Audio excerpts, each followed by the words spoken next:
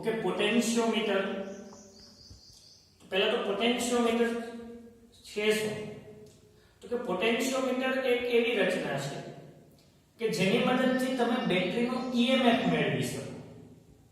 એને તમને કોઈ બેટરીનો EMF નથી ખબર, તો EMF તમારે મેળવવું હોય અથવા બીજા બેટરીના EMF સાથે સરખામણી કરવી હોય તો તમે પોટેન્શિયોમીટરની મદદથી કરી શકો. આ ઉપરાંત બેટરીનો અજ્ઞાત અવરોધ સ્મોલ r તમને નથી ખબર, તો તમે અજ્ઞાત અવરોધ મેળવવો હોય તો પણ પોટેન્શિયોમીટરની મદદથી મેળવી શકો. આ ઉપરાંત તમારે જોઈએ એવો પીડી વિદ્યુત સ્થિતિમાનનો તફાવત, તમારે દાખલા 3 વોલ્ટ 4 વોલ્ટ 6 વોલ્ટ 8 વોલ્ટ જુદા જુદા વોલ્ટેજની જરૂર છે, તો તમે જુદો જુદો વોલ્ટેજ પોટેન્શિયોમીટરની મદદથી લઈ શકો, મેળવી શકો. યાની પોટેન્શિયોમીટર એ એક એવી રચના છે કે જેની મદદથી બદલાવી શકાય અને માપી શકાય એવો પીડી યાની વિદ્યુત સ્થિતિમાનનો તફાવત મેળવી શકાય છે.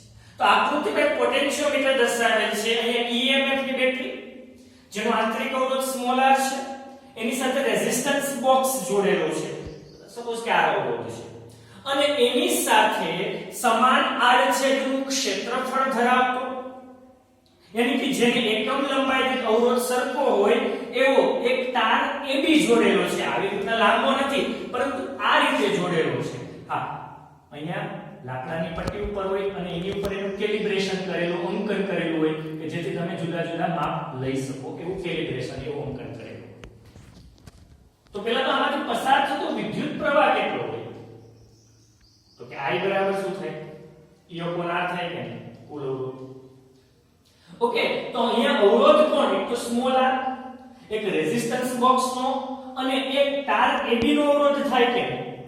હવે તાર AB નો અવરોધ કેટલો? તો તમને ખબર છે કે એકમ લંબાઈ દીઠ, જો લંબાઈ એકમ હોય તો અવરોધ ρ થાય. એકમ લંબાઈ દીઠ વાહકનો અવરોધ ρ છે, તો આની કુલ લંબાઈ, ધારો કે AB ની કુલ લંબાઈ કેપિટલ L છે, તો એનો કુલ અવરોધ R' બરાબર શું થાય? L ρ થાય. યાની એમાંથી પસાર થતો વિદ્યુત પ્રવાહ I બરાબર શું થાય? E upon R plus AB નો અવરોધ L ρ પ્લસ શું થાય? Small r. એમાંથી પસાર થતો વિદ્યુત પ્રવાહ છે. યાની હું એમ કહું કે ધારો કે અહીંયા કોઈ C બિંદુ છે, અહીંયા કોઈ C બિંદુ છે, તો A અને C વચ્ચેનો વોલ્ટેજ કેટલો થાય? તો કે VAC, A અને C વચ્ચેનો અવરોધ કેટલો? તો આના બે છેડા વચ્ચેનો અવરોધ છે E, V બરાબર IR થાય ને, એટલે I એમાંથી પસાર થતો પ્રવાહ I ગુણાકારમાં AC નો અવરોધ, ગુણાકારમાં શું થાય? AC નો અવરોધ થાય. જો એકમ લંબાઈ દીઠ અવરોધ લો તો A થી C સુધીની લંબાઈ ધારો કે L છે, ધારો કે L છે, સ્મોલ l, તો સ્મોલ l લંબાઈ દીઠ અવરોધ કેટલો થાય? તો L ρ થાય. એટલે VAC બરાબર શું થાય? I ગુણાકારમાં A થી C સુધીનો અવરોધ શું થાય? L ρ થાય. યાની VAC ઇઝ ઇક્વલ ટુ શું થાય? I બરાબર શું છે? E upon R plus L ρ plus small r into ρ into L થાય કે? તો અહીંયા A અને C વચ્ચેનો વોલ્ટેજ કંઈક આટલો મળે.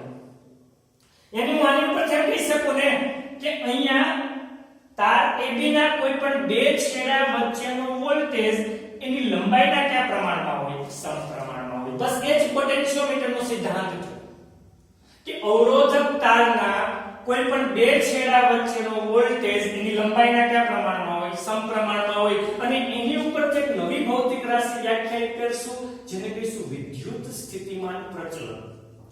જેને શું કહીશું? વિદ્યુત સ્થિતિમાન પ્રચલન. તો વિદ્યુત સ્થિતિમાન પ્રચલન યાની V upon L, V upon L યાની એકમ લંબાઈ દીઠ વિદ્યુત સ્થિતિમાન, એકમ લંબાઈ દીઠ વિદ્યુત સ્થિતિમાનને શું કહેવાય? વિદ્યુત સ્થિતિમાન પ્રચલન. યાની L અહીંયા છેદમાં આવે તો સિગ્મા બરાબર શું થાય? E ρ upon શું થશે? L plus R plus L ρ plus શું થાય? R, જેને શું કહીશું? વિદ્યુત સ્થિતિમાન પ્રચલન. એનો એકમ શું થાય? વોલ્ટ પ્રતિ મીટર. પારિમાણિક સૂત્ર તમે મેળવી લઈશું. એની વિદ્યુત સ્થિતિમાન પ્રચલન શું છે? કે એકમ લંબાઈ દીઠ વિદ્યુત સ્થિતિમાનને શું કહેવાય? વિદ્યુત સ્થિતિમાન પ્રચલન કહે છે. અને જે પોટેન્શિયોમીટરની સંવેદિતા દર્શાવે છે, यानी कि पोटेंशियोमीटर ની સંવેદનતા यानी કેટલા પ્રવાહ માટે એ મૂલ્ય માપી શકે છે એ એના વિદ્યુત સ્થિતિમાન પ્રચલન ઉપર આધારિત છે.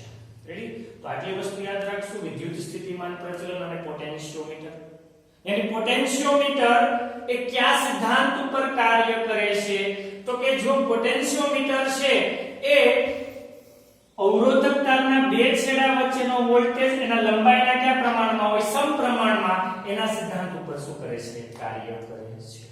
ઓકે, હવે એનો ઉપયોગ જોઈએ. તો પોટેન્શિયોમીટરના બે ઉપયોગ છે. એમાં પહેલો, પોટેન્શિયોમીટરની મદદથી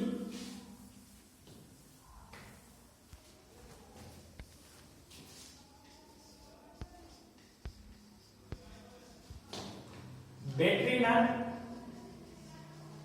EMF ની સરખામણી કરો.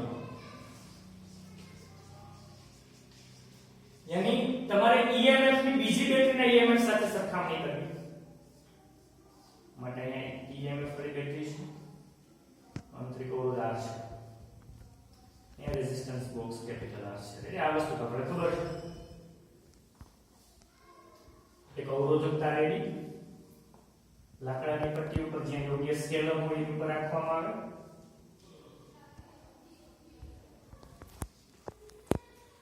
હવે આમાંથી શું પસાર થાય? વિદ્યુત પ્રવાહ પસાર થાય.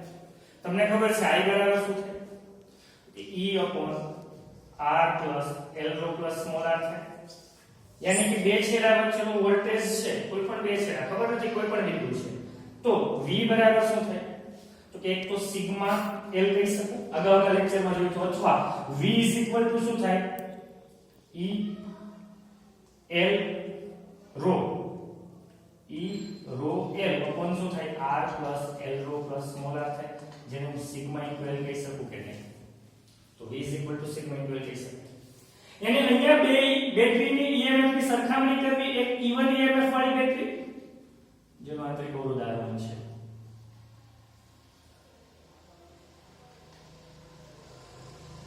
અને બીજી E2 EMF ની બેટરી જેનો આંતરિક અવરોધ R2 છે.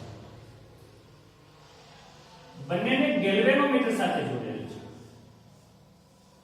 પરંતુ હા, કળ K1 અને કળ એટલે K2 ની મદદથી જોડેલ છે, અને ગેલ્વેનોમીટરનો એક છેડો બીજો છેડો જ્યાં જોકી છે કળ છે કી છે.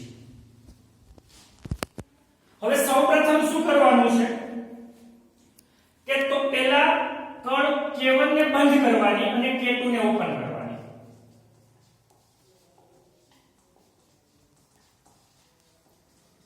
રેડી? यानी વિદ્યુત પ્રવાહ આમાંથી પસાર થશે, ઉપરનામાંથી થશે પસાર. પણ આ કળને તમારે આ તાર AB ઉપર ફેરવવાનું જોકીને, કે જેથી ગેલ્વેનોમીટર શૂન્ય સ્કેલ આવર્તન દર્શાવે. અને જે બિંદુએ શૂન્ય સ્કેલ આવર્તન દર્શાવે એને C1 બિંદુ કહો, અને AC1 ની લંબાઈને L1 કહો. यानी कि જ્યારે કળ K1 ને બંધ કરી દઉં, K2 ને ખુલ્લી રાખું, આમાંથી વિદ્યુત પ્રવાહ પસાર થશે. E1 વાળી બેટરી EMF વાળી બેટરીમાંથી આમાંથી કોઈ પસાર થશે નહીં. यानी શરૂઆતમાં સપોઝ કે પહેલા હું અહીંયા રાખું જોકીને, તો ગેલ્વેનોમીટરમાંથી કંઈક પ્રવાહ બતાવતો હતો, પરંતુ લઈ જતા એક એવું બિંદુ આવશે કે જ્યાં ગેલ્વેનોમીટર શૂન્ય સ્કેલ આવર્તન બતાવે ને નલ પોઈન્ટ તટસ્થ બિંદુ કે. यानी આ સ્થિતિની અંદર કે જ્યારે ગેલ્વેનોમીટર શૂન્ય સ્કેલ આવર્તન દર્શાવે, એનો મતલબ આમાંથી વિદ્યુત પ્રવાહ પસાર થતો નથી. यानी હવે અહીંયા વિદ્યુત પ્રવાહ પસાર થતો નથી. ત્યારે A અને C વચ્ચેનો વોલ્ટેજ VAC1 હકીકતમાં તો આની EMF E માઈનસ એટલે EMF E1 છે, E1 માઈનસ શું થાય? IR1 થાય. પરંતુ તટસ્થ બિંદુના કારણે આમાંથી વિદ્યુત પ્રવાહ પસાર થતો નથી, તો આ 0 આવશે. यानी VAC1 E1 થાય, यानी E1 VAC1 અને V તો સિગ્મા L થાય, यानी कि સિગ્મા ઇન્ટુ શું કહું? L. આને કહું સમીકરણ નંબર 1. હવે બીજી પરિસ્થિતિની અંદર કે 1 ને હું ઓપન કરી દઉં, ખુલ્લી કરી દઉં, અને K2 ને શું કરી દઉં? બંધ. ધ્યાન રાખજો, હવે K2 ને બંધ કરું, K1 ને ઓપન કરું તો ઉપરનામાંથી વિદ્યુત પ્રવાહ પસાર થશે, નીચેનામાં થશે. યાની કે હું પહેલા જોકીને અહીંયા રાખશું તો ગેલ્વેનોમીટરની એક આવર્તન દર્શાવશે, પરંતુ આની ઉપર ફેરવું ત્યારે એક બિંદુ C2 ખબર નથી ક્યાં, પણ ધારો કે C2 બિંદુએ ગેલ્વેનોમીટર હવે શું દર્શાવશે, શૂન્ય સ્કેલ આવર્તન. એની આ સર્કિટમાંથી હવે C2 વાળી સર્કિટમાંથી વિદ્યુત પ્રવાહ પસાર થશે નહીં. તો અહીંયા ત્યારે એના બે છેડા વચ્ચેનો વોલ્ટેજ V બરાબર VSC2 બરાબર આમ તો શું થાય E2 I R2 થાય, પરંતુ આમાંથી વિદ્યુત પ્રવાહ પસાર નથી થતો. યાની VSC2 શું થાય E2 થાય, અથવા તો E2 બરાબર VSC2 એટલે અહીંયા સુધીની લંબાઈ A થી C2 સુધીની લંબાઈ ધારો કે L2 છે, એને શું કહી શકું સિગ્મા ઇન્ટુ શું કહી શકું L2. આનો સમીકરણ નંબર 2. યાની 1 ભાગ્યા 2 કરું સમીકરણ 1 ભાગ્યા સમીકરણ 2 કરું તો શું થશે E1 E2 સિગ્મા L1 શું થાય સિગ્મા L2 સિગ્મા ગયા. માટે મોસ્ટ ઇમ્પોર્ટન્ટ સૂત્ર તમને જે પણ EMF ખબર હોય એવી એક બેટરી રાખવાની, જેનું EMF ખબર હોય તો તમે બીજી બેટરીનો EMF આ સૂત્રની મદદથી મેળવી શકો. મોસ્ટ ઇમ્પોર્ટન્ટ છે. ઓકે, હજી એક પ્રયોગ છે અજ્ઞાત અવરોધ મેળવવો.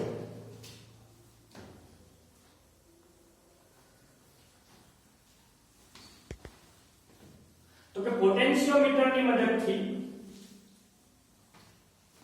આંતરિક અવરોધ મેળવવો. બેટરીનો આંતરિક અવરોધ મેળવવો.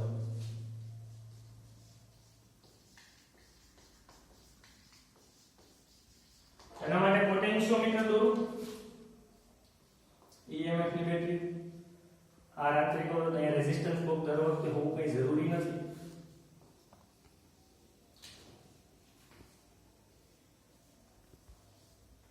અને સમાન આડછેદનું ક્ષેત્રફળ ધરાવતો એક અવરોધકતા AB જોડે છે, રાઈટ. હવે જેનો આંતરિક અવરોધ મેળવવો છે એવી EMF ની બેટરી જેનો આંતરિક અવરોધ R ડેશ, સપોઝ કે આને E ડેશ R ડેશ કહેવાની, કોઈ પણ નામ કોઈ પણ આપો, આપણે નામ લઈને લેવા દેવા નથી. અને સપોઝ કે કેપિટલ E કહો અને આંતરિક અવરોધને સ્મોલ r ડેશ કોઈ પણ કહેવાનું. અને એની સાથે સમાંતરની અંદર એક રેઝિસ્ટન્સ બોક્સ જોડેલ છે જેમાં તમે અવરોધ બદલાવી શકો, અને એની સાથે કળ જોડેલ છે, કી જોડેલ છે. અને એ બંનેની સાથે કોમનમાં ગેલ્વેનોમીટર અને ગેલ્વેનોમીટરના બીજા છેડે શું હોય જોકી છે, જેને આની ઉપર આગળ પાછળ સરકાવી શકાય વ્યવસ્થા છે. હવે અહીંયા બે પરિસ્થિતિ અજ્ઞાત અવરોધ મેળવવા માટે. તો કે પહેલી પરિસ્થિતિની અંદર કળ K છે, એક જ છે, બે નથી, એક કળ છે, K ને ખુલ્લી રાખી એની ઉપરનામાંથી વિદ્યુત પ્રવાહ પસાર થશે નહીં, ખાલી આમાંથી જ થશે. ત્યારે જોકીને અહીંયા રાખીશ તો ગેલ્વેનોમીટરની આવર્તન દર્શાવશે, પણ જોકીને અહીંયા ફેરવું ત્યારે C1 બિંદુએ ગેલ્વેનોમીટર શૂન્ય સ્કેલ આવર્તન દર્શાવે. યાની હવે ગેલ્વેનોમીટર કે પરિપથમાંથી વિદ્યુત પ્રવાહ પસાર થતો નથી. ત્યારે VSC1 શું થાય, આમ તો E IR થાય, પરંતુ આમાં વિદ્યુત પ્રવાહ પસાર નથી થતો એટલે ખાલી E થાય કે. યાની કે AC1 E એનું હું સિગ્મા L કહી શકું કે નહીં, અથવા એની લંબાઈ L1 કહું તો સિગ્મા L1 થાય. યાની E બરાબર શું થશે સિગ્મા L1, અને એનું સમીકરણ નંબર 1. હવે બીજી પરિસ્થિતિની અંદર કળ કીને ચાલુ રાખીએ. બીજી પરિસ્થિતિની અંદર કેને બંધ કરીએ. યાની હવે આની સાથે સમાંતરની અંદર આવશે, આની સાથે શું આવશે સમાંતર. ત્યારે આમાંથી કંઈક વિદ્યુત પ્રવાહ પસાર થશે, પરંતુ ફરીથી જોકીને ફેરવીએ ત્યારે કોઈ એક બિંદુ સપોઝ કે C2 આગળ ગેલ્વેનોમીટર શૂન્ય સ્કેલ આવર્તન દર્શાવે. ત્યારે VSC2 શું થાય, VSC2 E IR sigma L2 થાય. તો તમે કહીશો વિદ્યુત પ્રવાહ 0 નહીં, આમાંથી વિદ્યુત પ્રવાહ 0 છે, આમાંથી 0 નથી, એટલે હું આને 0 નહીં કહી શકીશ. યાની કે આને કહું સમીકરણ નંબર 2. યાની સમીકરણ 1 ભાગ્યા સમીકરણ 2 કરું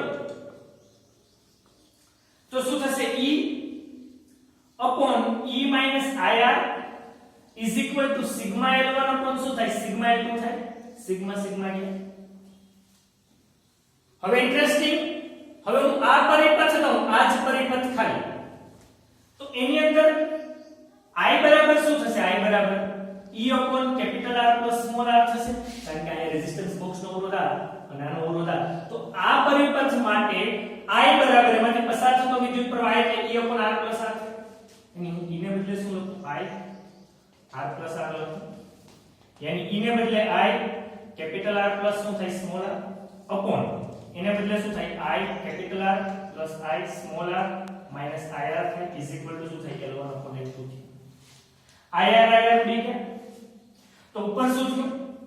I R plus small r upon I capital R is equal to શું થયું? L1 upon L2. I ઉડી ગયા, यानी R upon R plus R upon R is equal to શું થયું? L1 upon L2. R upon R એક છે, હું એને પહેલી સાઈડ લઈ જાઉં માઈનસ, यानी R upon capital R is equal to શું થયું? L1 upon L2 minus શું થયું? 1. यानी small r यानी आंतरिक अवरोध R is equal to શું થયું?